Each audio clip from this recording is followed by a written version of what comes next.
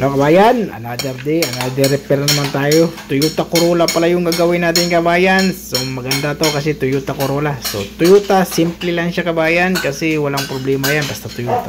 Repair tayo. So yung repair natin, panel, pintuan, palit, sikanhan yung isa kapintuan. Katulad yung kabayan, oh, yan ang sikanhan. So itim yung kulay, so kailangan natin pinturahan lahat yan. So tanggal lahat yung sikanhan na yan. So yun pala kabayan, yung mga gamit na yan kabayan, itatapo na yan kabayan. Yung mga motor, yung glass, tapos yung rubber, itatapo na yan. Yung rubber, importante din yan. Tapos magandang modelo yan kabayan kasi 2020. Motor decor, pati yung decor, maganda yung decor yan. Oh. Pag may mga kailangan pala dyan, baka gusto nyo yan, pwede natin itabi. Pero sa ngayon, itatapon talaga yan sa kabayan. Mag-PM lang kayo pag mayroon kayong sasakyan na Toyota. Kunwari, katulad yan, Toyota, may sasakyan kayo. So, anong modelo? So, mas maganda kung may mga i-repair dito, pag mga katulad yan, ibaklasin natin, tapos itatapon na naman yun. Pwede natin itabi yan para sa inyo yan. Tapos ipapagahin natin. Okay, maraming salamat. Yung kabayan, i-repair natin yung panel.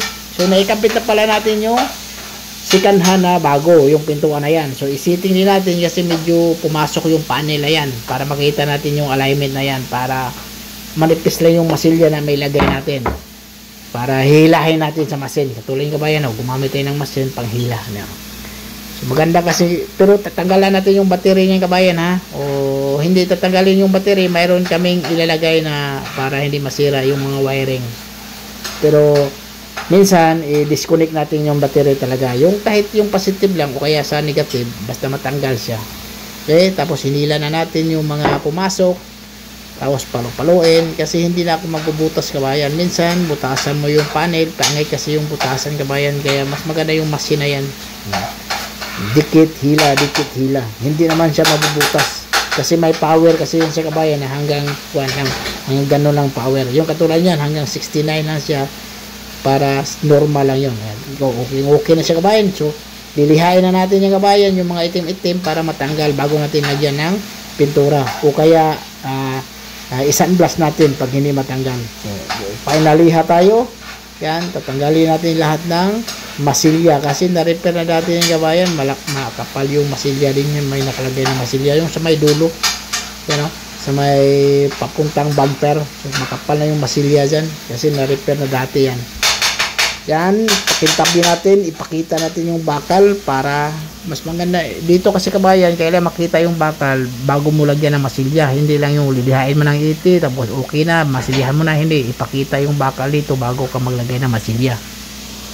Ano? So, natanggal na. So, yun, masilya na tayo agad. So, first coating tayo kabayan kasi nag-second coating ako niyang kabayan ha. Pero hindi ko na ata na video yung second coating. Basta dalawang pahid tayo dyan. Sa unang pahid tayo, so punduhan natin yung medyo malalim-lalim. Pero okay na yun sa kabayan kasi yung pintuan na yan, nasiti naman natin, nakita natin yung alignment sa pintuan, okay na yan. Pero hindi ko muna tinanggal para makita talaga natin yung final sitting niya sa masilya. Ano, tapos may linya din yan sa kabayan ha, pakanto. Ano. So ganun lang kasimple magpahid ng masilya. Tapos yung sa pintuan pala na sikanhan, may tama din yan. Sa taas lang naman yung tama din. Tapos yung pangalawang, yung driver side na pintuan, repair din yun.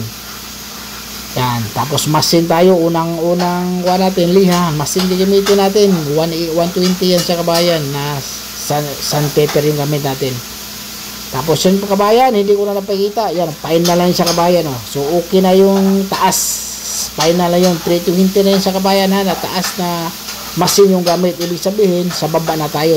So tinanggal natin yung tip, tapos 120 sa liha na mano-mano, yan o, 120, 180 na mano-mano, tapos 320 na masin.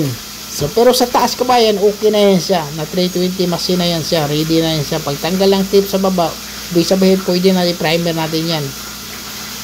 Yan o, so ganun lang kasimple, kabilis. So mayroon tayong 30 kapin na mahigit na oras dyan, pero natapos na natin ng 5 oras sa latiro. Ganun lang kasimple mga ganyang kuwan kabayan, yung ganyang trabaho, mabilis lang, saglit lang yung mga ganyang trabaho, lalo na sa pagtanggal ng mga accessories. Saglit lang yan kasi Toyota, walang problema. So kasi kabayan, o tingnan mo, silipin natin kung mayroon bang mga kunting wala, okay. So na primer na natin kabayan, o hindi pala tayo na primer, may kunting butas doon kabayan.